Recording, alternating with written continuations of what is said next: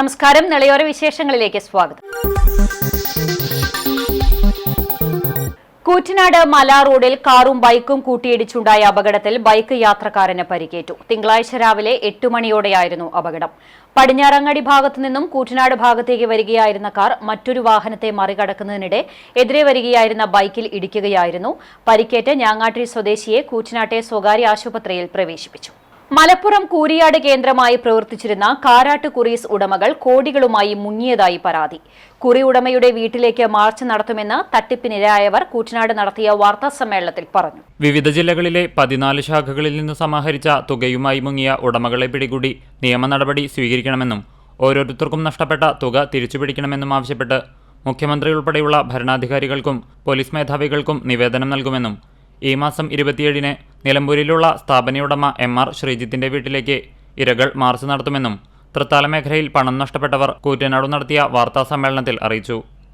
നിലമ്പൂർ, കാരാട്ട് കുറീസ്, ധനക്ഷേമനിധി എന്നീ സ്ഥാപനങ്ങളുടെ MD Palamod Unnichantham, Kizhakkethil Santhosh, director P Mubasheer, MR Sreejith എന്നിവർ രാജ്യം വിട്ടുപോകാതിരിക്കാൻ പോലീസ് ജാഗ്രത പാലിക്കണമെന്നും പണം നഷ്ടപ്പെട്ടവരുടെ കൂട്ടായ്മ ആവശ്യപ്പെട്ടു.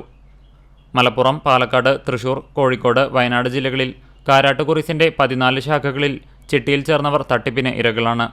ധനക്ഷേമനിധിയിൽ സ്ഥിര നിക്ഷേപം നടത്തിയവരും കബളിക്കപ്പെട്ടു. ശ്രീജിത്ത് പറയുന്നത് ഈ ബുക്ക് വായിച്ചതിന് വളരെ അത്രയും മനസ്സിലാവും. സന്തോഷ് നിലമ്പൂര്, മുബഷീർ എടക്കര. ഇവർക്ക് 2 സൂപ്പർ മാർക്കറ്റ് ഉണ്ട്. അവർ 3 മാസം മുമ്പേ സൂപ്പർ മാർക്കറ്റ് അവരെ പേരുന്ന് മാറ്റിയിട്ട് ഡയറക്ടർമാരെ കയ്യിലുള്ളതൊക്കെ നിലവിലുണ്ടായിട്ട് ഇവർ ബോർഡ് വെച്ചിരിക്കുകയാണ്. ഈ സ്ഥാപനവുമായി ഇവർക്ക് ഒരു ബന്ധമില്ല. എന്തെങ്കിലും പരാതി ഉണ്ടെങ്കിൽ പോലീസ് സ്റ്റേഷനിൽ പോകണം.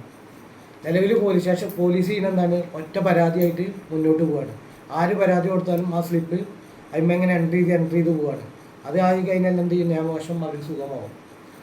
അവർ എന്നെങ്കിലും പിടിച്ചു കഴിഞ്ഞാൽ അവർക്ക് നികുതി ഷീറ്റിന് പുറത്തിറങ്ങാം. നിരവധി കേസായിട്ട് പല വഞ്ചന കുറ്റം നമ്മൾ ഇതാക്കി പല കുറ്റങ്ങളുണ്ട്. അതൊന്നും പോലീസ് വേണ്ട രീതിയിൽ കൈകാര്യം ചെയ്യില്ല. MLA Nilambur MLA അൻവറാണ്. നിലമ്പൂർ മേഖലയിൽ മാത്രം നിക്ഷേപകർ, ജീവനക്കാർ എന്നിവരിൽ നിന്ന് 600 പരാതികൾ ലഭിച്ചിട്ടുണ്ട്. തൃത്താല മേഖലയിലും 100 കണക്കിന് വ്യാപാരികൾ വഞ്ചിതരായിട്ടുണ്ട്. നവംബർ 19-ന് അർദ്ധരാത്രിക്കു ശേഷമാണ് പ്രതികൾ രേഖകളും പണവുമായി കാറിൽ കടന്നുകളഞ്ഞതെന്ന് അറിവായിട്ടുണ്ട്. അന്നു രാത്രി കാരാട്ട് കുറീസിലെ 2 പേർ കാറിലെത്തി സ്ഥാപനം തുറന്ന് രേഖകൾ കടത്തുന്നതിന്റെ CCTV ദൃശ്യം പോലീസിനെ മറ്റു ജീവനക്കാർ കൈമാറിയതായും പരാതിക്കാർ പറയുന്നു. തൃത്താല, കൂറ്റനാട് മേഖലകളിലുള്ള 100 കണക്കിന് വ്യാപാരികളും വീട്ടമ്മമാരും പട്ടാമ്പി ശാഖയിലാണ് പണമടച്ചിരുന്നത്. 19 മുതൽ സ്ഥാപനം തുറക്കുന്നില്ല. കുറി കിട്ടിയവർ പണം കൈപ്പറ്റാൻ ചെന്നപ്പോഴാണ് കമ്പനി പൂട്ടിപ്പോയതായി അറിഞ്ഞത്. 1 ലക്ഷം മുതൽ 25 ലക്ഷം വരെ നഷ്ടപ്പെട്ടവർ ഈ മേഖലയിലുണ്ട്. പ്രതികൾക്കെതിരെ ശക്തമായ നടപടി സ്വീകരിക്കാൻ പോലീസ് വിമുഖത കാട്ടുകയാണെന്നും പ്രത്യക്ഷ സമരത്തോടൊപ്പം നിയമ നടപടി സ്വീകരിക്കാനാണ് കൂട്ടായ്മയുടെ തീരുമാനമെന്നും ഇരകളുടെ പ്രതിനിധികളായ VP Nishad Alur, VP Muhammad ആഫിദ്, VK കടവ്, TP ലാഗേഷ് Pallippuram, CK Abdul Khader Alur, K Sharif മലറോഡ് എന്നിവർ വാർത്താ സമ്മേളനത്തിൽ അറിയിച്ചു. കാരാട്ട്പൂരി എന്നൊരു ചിട്ടി കമ്പനിയിലാണ് ഞങ്ങൾ എല്ലാവരും നിക്ഷേപിച്ചത്. ഏകദേശം ഞങ്ങൾ ഒരാളുകൾ 1 ലക്ഷം രൂപ മുതൽ കുറികൾ സ്റ്റാർട്ട് ചെയ്യുന്ന കുറികളാണ് ഞങ്ങൾ ചേർന്നത്. ഏകദേശം 5 ലക്ഷം രൂപ ഉണ്ട്, 25 ലക്ഷം രൂപ നിക്ഷേപിച്ച ആളുകളുണ്ട്. ഈ കമ്പനി ഏകദേശം 13 വർഷമായിട്ടുള്ള കമ്പനിയാണ് എന്നാണ് ഞങ്ങളോട് അവർ പറഞ്ഞത്. ഇത് സർക്കാരിൻ്റെ രജിസ്റ്റർ ചെയ്ത കമ്പനിയാണ് എന്നാണ് ഞങ്ങൾ അറിയിച്ചത്. അതിൻ്റെ അടിസ്ഥാനത്തിൽ ഞങ്ങൾ നിത്യവും ഞങ്ങൾ വരുമാനത്തിന് വരുന്ന ചെറിയ എമൗണ്ട് കൊടുത്തിട്ടാണ് ഞങ്ങൾ ഈ കുറി ഇങ്ങനെ നടത്തിക്കൊണ്ടിരുന്നത്. ഈ കുറി കാലാവധി കഴിഞ്ഞ് കഴിഞ്ഞാൽ ഒരാഴ്ച കഴിഞ്ഞാൽ ഞങ്ങൾക്ക് പണം തരുന്നതാണ് ഞങ്ങളോട് പറഞ്ഞത്. തുടക്കത്തിൽ അതൊക്കെ അവർ പാലിച്ച് മുന്നോട്ട് പോയിരുന്നു. കഴിഞ്ഞ 6 മാസമായിട്ട് ഇതിൻ്റെ സാമ്പത്തിക ഇടപാടുകൾ മൊത്തം പ്രശ്നത്തിലായിരുന്നു. നിലവിലിപ്പോൾ ഏകദേശം 100 കോടി രൂപ മുങ്ങിയാണ് ഞങ്ങൾ അറിയുന്നത്. അതിൽ മുബഷീർ, സന്തോഷ് എന്ന ആളുകളാണ് ഇതിൻ്റെ ഓണേഴ്സ് എന്ന് പറയുന്നത്. ഈ കമ്പനീൻ്റെ ചിട്ടി കമ്പനീൻ്റെ രജിസ്റ്റർ ചെയ്തിരിക്കുന്ന MR ശ്രീജിത്ത് എന്ന ആളുടെ പേരിലാണ്. അവരുടെ അളിയനാണെന്നാണ് ഞങ്ങൾ അന്വേഷിച്ച് മനസ്സിലായത്. ആൾ നാട്ടിലുണ്ട്. CCTV news Thrithala.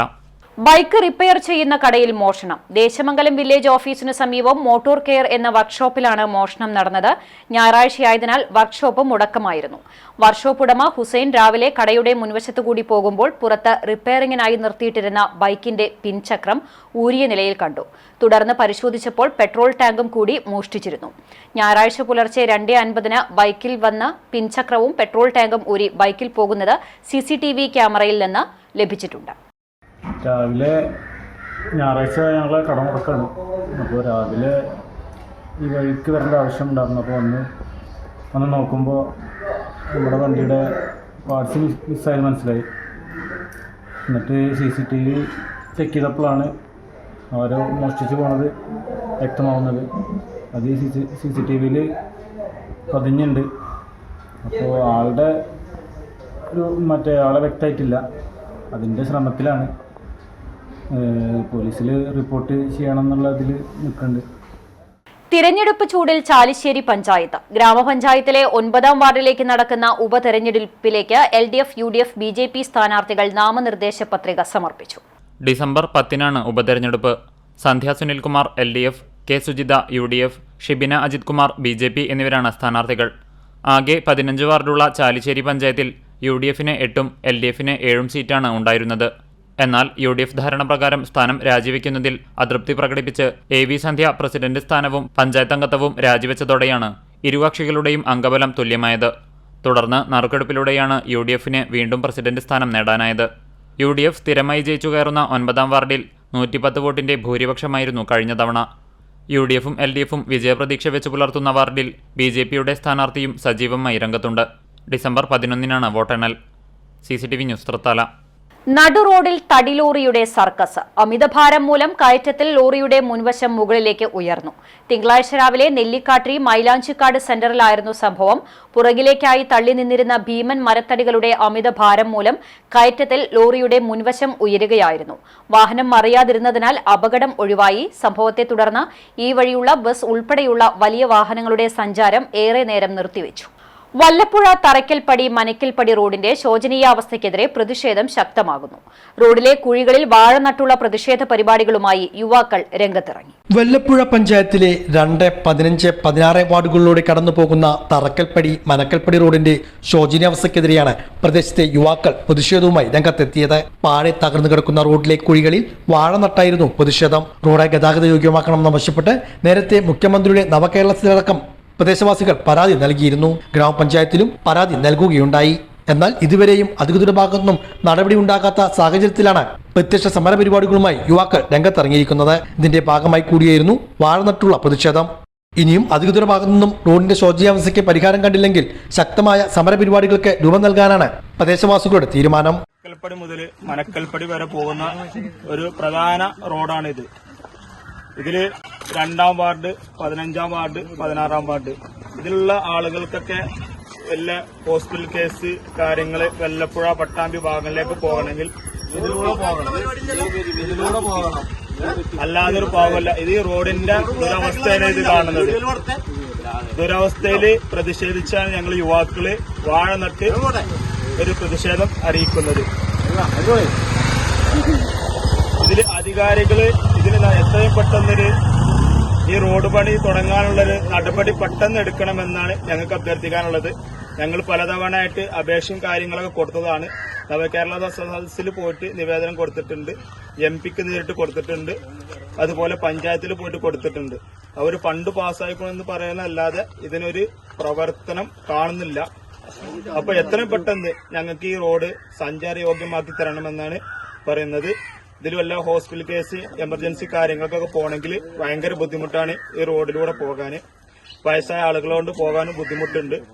അപ്പൊ ഇതില് ഞങ്ങൾക്ക് വാഹനങ്ങൾ കേടുവരികയും എല്ലാം ബുദ്ധിമുട്ടാണ്. എല്ലാം കൊണ്ട് ഞങ്ങൾക്ക് ബുദ്ധിമുട്ടാണ്. അപ്പൊ ഇതിനൊക്കെ ഒരു അവസാനം ഞങ്ങൾക്ക് ഉണ്ടാവണം. നല്ലൊരു റോഡാക്കി തരാൻ വേണ്ടിയാണ് അഭ്യർത്ഥിച്ചുകൊണ്ടാണ് ഞങ്ങൾ പ്രതിഷേധിക്കുന്നത്.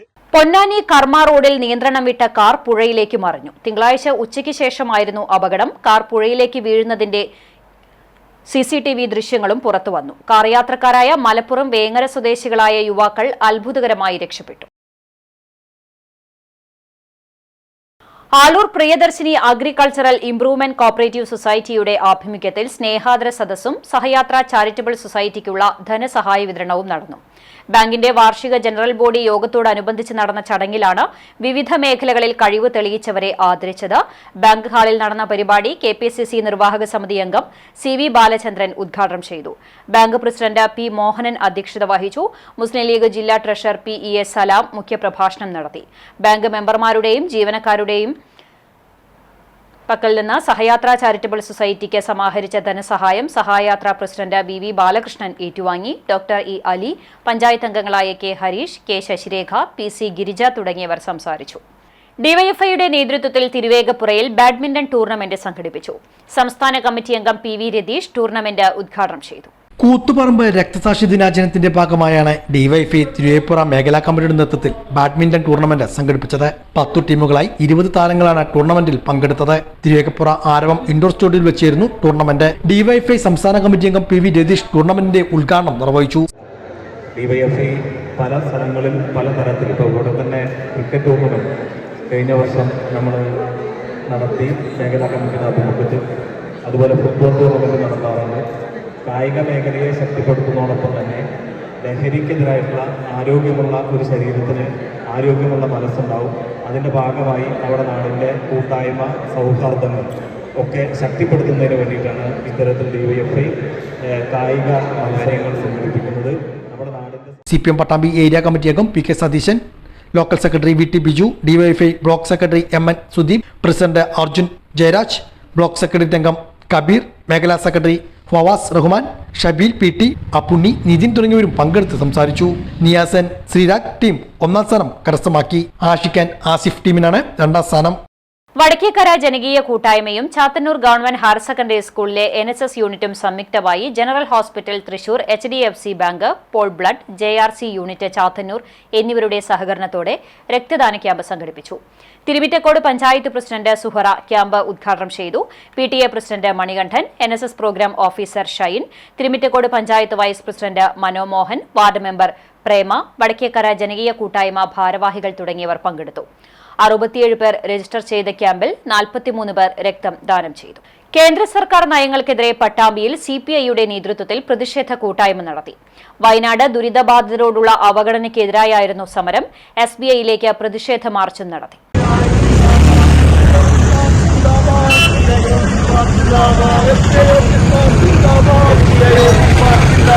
വയനാട് ദുരന്തം ദേശീയ ദുരന്തമായി പ്രഖ്യാപിക്കുക. വയനാട് ദുരന്തം ദേശീയ ദുരന്തം. കേന്ദ്ര സർക്കാരിന്റെ ജനദ്രോഹ നയങ്ങൾക്കെതിരെയും വയനാട് ജനതയോടുള്ള അവഗണനയ്ക്കെതിരെയുമാണ് CPIയുടെ നേതൃത്വത്തിൽ പ്രതിഷേധ കൂട്ടായ്മ സംഘടിപ്പിച്ചത്. ഇതിന്റെ ഭാഗമായി പട്ടാമ്പിയിൽ സ്റ്റേറ്റ് ബാങ്ക് ഓഫ് ഇന്ത്യയിലേക്ക് പ്രതിഷേധ മാർച്ചും നടന്നു. പാർട്ടി ഓഫീസ് പരിസരത്ത് നിന്നുമാണ് മാർച്ച് ആരംഭിച്ചത്. തുടർന്ന് ബാങ്ക് പരിസരത്ത് നടന്ന പ്രതിഷേധ കൂട്ടായ്മ CPI സംസ്ഥാന കമ്മിറ്റി അംഗം OK സേതരവി ഉദ്ഘാടനം ചെയ്തു. ആളുകൾ ആ ദുരന്തത്തിൽ വയനാട് മേഖലയിലെ ചൂരൽ മലയിലെ ദുരന്തത്തിൽ മരണപ്പെട്ടു. 170ഓളം വരുന്ന മൃതദേഹങ്ങൾ ആരുടേതെന്ന് തിരിച്ചറിയാൻ കഴിയാതെ അവയവങ്ങളിലൂടെ മാത്രമാണ് 170ഓളം മൃതദേഹങ്ങൾ നമുക്ക് തിരിച്ചറിയാൻ വേണ്ടി സാധ്യമായത്. 180ഓളം വരുന്ന വീടുകൾ പരിപൂർണമായി നഷ്ടപ്പെട്ടു. ഏകദേശം സംസ്ഥാന ഗവൺമെന്റും ദുരന്ത നിവാരണ കേന്ദ്രവും ഒരു പരിശോധന നടത്തിയപ്പോ 1300 കോടി രൂപയുടെ നഷ്ടമാണ് വയനാട് ചൂരൽ മലയിലെ ആ ദുരന്തത്തിലൂടെ നമുക്ക് അനുഭവപ്പെട്ടത് എന്നുള്ളതാണ് സംസ്ഥാന ദുരന്ത നിവാരണ അതോറിറ്റി പിന്നീട് അവതരിപ്പിച്ച കണക്കിലൂടെ നമുക്ക് കാണാൻ വേണ്ടി സാധ്യമായത്. പട്ടാമ്പി മണ്ഡലം കമ്മിറ്റി അംഗം പരമൻ അധ്യക്ഷനായിരുന്നു. നൌഷാദ്, കൃഷ്ണകുമാർ, ഹംസ തുടങ്ങിയവരും പങ്കെടുത്ത് സംസാരിച്ചു. കടുകശ്ശേരി ദേശീയവിളക്ക് ആഘോഷവും അന്നദാനവും നടന്നു. ഞാങ്ങാട്രി വിളക്ക് പാർട്ടിയൻ വറവട്ടൂർ മാധവൻ വെളിച്ചപ്പാടായിരുന്നു വിളക്ക് യോഗക്കാർ. വൈകിട്ട് ആറങ്ങോട്ടുകര മുല്ലയ്ക്കൽ ഭഗവതി ക്ഷേത്രത്തിൽ നിന്നും പഞ്ചവാദ്യത്തിന്റെയും മാളികപ്പുറങ്ങളുടെയും താലങ്ങളുടെയും അകമ്പടിയോടെ പാലക്കൊമ്പ് എഴുന്നള്ളിച്ചു. തുടർന്ന് 9 മണിക്ക് സദനം അശ്വിൻ മുരളിയുടെയും കല്ലേക്കുളങ്ങര ആദർശിന്റെയും ഡബിൾ തായമ്പക അരങ്ങേറി. ആറങ്ങോട്ടുകര അനിൽകുമാറും സംഘവും അവതരിപ്പിച്ച പഞ്ചവാദ്യവും ഉണ്ടായി. വിളക്കുപന്തലിൽ ഉടുക്കുപാട്ട്, പുലർച്ചെ പാൽക്കുടം എഴുന്നള്ളിപ്പ്, കനലാട്ടം, വെട്ടുംതട എന്നിവയോടെ വിളക്കിന് സമാപനമായി. രാവിലെയും ഉച്ചയ്ക്കും അന്നദാനവും ഉണ്ടായിരുന്നു.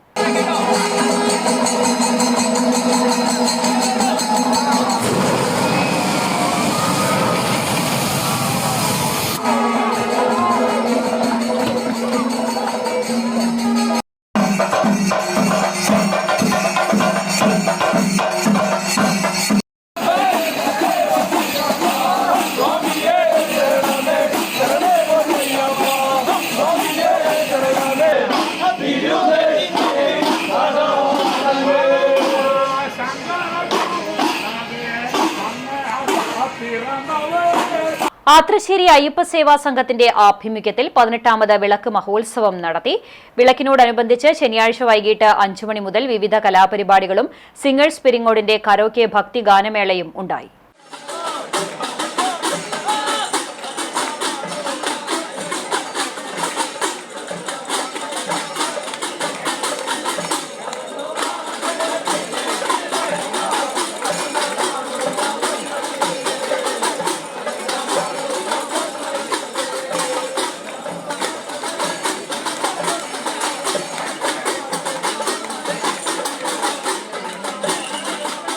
വരവൂർ കൃഷിഭവൻ പരിധിയിൽ ദേശമംഗലം KSEB സെക്ഷന് കീഴിൽ വരുന്ന ഊർജ്ജമിത്ര കർഷക സമിതി, കുണ്ടന്നൂർ പെരിങ്ങോട് KSEB സെക്ഷന് കീഴിൽ വരുന്ന പ്രതീക്ഷ വൈദ്യുതി കർഷക സമിതിയിൽ ഉൾപ്പെട്ട കാർഷിക സൗജന്യ വൈദ്യുതി ഗുണഭോക്താക്കളുടെ വാർഷിക പൊതുയോഗം വ്യാഴാഴ്ച രാവിലെ 10 മണിക്ക് നടക്കും.